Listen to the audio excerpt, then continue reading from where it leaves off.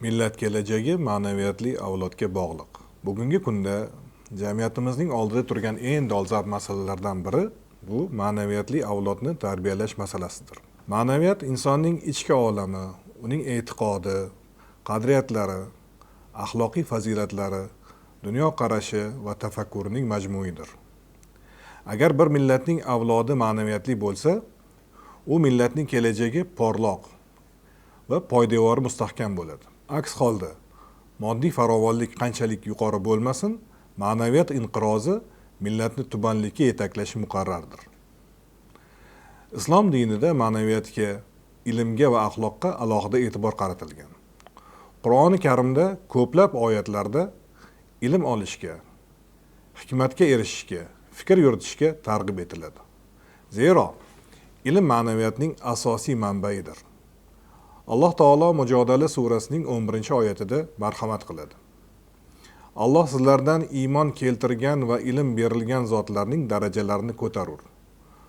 Alloh qilayotgan amallaringizdan xabardordir. Bu oyat ilmning, demakki, ma'naviyatning inson hayotidagi ahamiyatini, uning qadrini namoyon etadi. Ma'naviyatli inson ilmli, ongli va o'z mas'uliyatini his qilgan insondir.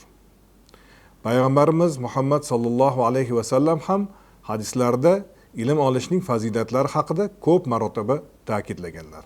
Abu Dardo raziyallohu anhudan rivoyat qilingan hadisda Rasululloh sallallohu alayhi va sallam kim ilm talab qilish yo'liga kirsa, Alloh unga jannat yo'lini oson qilib qo'yadi. Farishtalar ilm talab qiluvchi uchun qanotlarini yozadilar. Osmonlardagi va yerdagi hamma narsalar, hatto suvdagi baliqlar ham ilm talab qiluvchi uchun istig'for aytadilar. Abu Dovud rivoyati. Bu hadis ilmining naqadar ulug' ekanligini ko'rsatadi. Ma'naviyatli avlod ilmga intiluvchi, o'z dini, qadriyatlari va tarixini biluvchi avloddir. Ma'naviyat nafaqat ilm, balki axloqiy fazilatlarni ham o'z ichiga oladi. Ota-onaga hurmat, vatanga muhabbat, halollik, sabr-qanoat, boshqalarga mehr-shafqat, rostgo'ylik, adolat kabi xislatlar ma'naviyatning ajralmas qismidir. Alloh taolo Qur'oni Karimda ota-onaga yaxshilik qilishga buyurib, Isro surasida shunday marhamat qiladi. Robbing faqat o'zigagina ibodat qilishingizni va ota-onaga yaxshilik qilishni amr etdi. Agar ulardan biri yoki ikkovlari huzuringda keksalikka yetsalar, ularga uf demagin va ularga ozor bermagin. Ularga yaxshi so'z aytgin. Ularga mehribonlik ila hokisorlik qanotingni past tut va ey Robbim, ular meni kichiklikda tarbiya qilganlaridek ularga rahm qilgin degin. Isro surasi 23-24-oyatlar.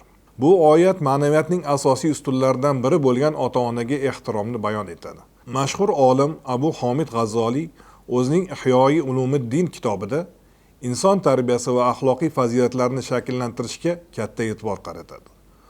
U insonning ichki olamini poklash, nafsni jilovlash va go'zal axloq egasi bo'lishning ahamiyatini batafsil yoritib bergan.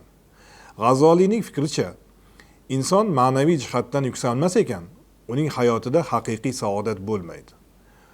U shuningdek bolalarni yoshlikdan yaxshilikka o'rgatish, ularga yaxshi odob axloqni singdirishning muhimligini ta'kidlagan. Ma'naviyatli avlodni tarbiyalash jamiyatning eng muhim vazifasidir. Chunki bolalar ertangi kunimizning me'morlari, millatning kelajagidir.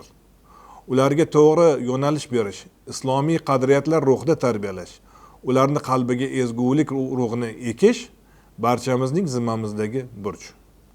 Agar yoshlar ma'naviyatli bo'lsalar, ular o'z vataniga sadoqatli, xalqiga fidoyi, iymonli va e'tiqodli insonlar bo'lib yetishadilar. Buyuk ma'rifatparvar alloma Abdulla Avloniy Turkiy Guliston yoxud axloq asarida bolalar tarbiyasida ota-ona va ustozlarning roliga alohida urg'u bergan. U kishining ta'kidlashicha, tarbiya biz uchun yo hayot, yo mamot, yo najot, yo halokat, yo saodat, yo falokat masalasidir. Bu so'zlar ma'naviyatli avlod tarbiyasining millat taqdiri uchun naqadar muhim ekanligini ko'rsatadi. Avloniy farzandlarga ilm, odob axloq, halollik, mehnatsevarlik, vatanparvarlik kabi hislatlarni singdirishga chaqirgan. Xulosa qilib aytganda, millatning kelajagi ma'naviyatli avlodning qo'lidadir. Shunday ekan, farzandlarimizga nafaqat ilm berish, balki ularning ma'naviy olamini boyitish, ularga yaxshi axloqni o'rgatish, islomiy qadriyatlarni singdirish uchun bor kuchimizni sarflashimiz lozim bo'ladi. Zero, bu yo'ldagi har bir sa'y-harakat kelajagimiz poydevorini mustahkamlashga xizmat qiladi. Ma'naviyatli avlod bu kelajakning asosidir.